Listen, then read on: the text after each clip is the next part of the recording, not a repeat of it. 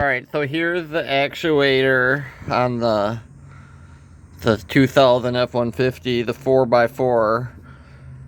I'll make a, so where it's located, but you can see, so this little arm here goes in the groove, and that's going to need to be popped out of there to remove it, and it's going to slide out this way.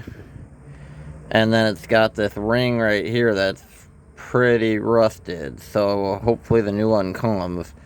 And yeah, so like this boot I pulled back to get in to be able to see, and yeah, you can see. So I don't know the best location to get this.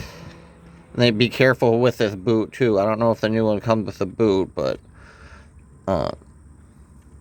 yeah, so that's gonna have to be come up off.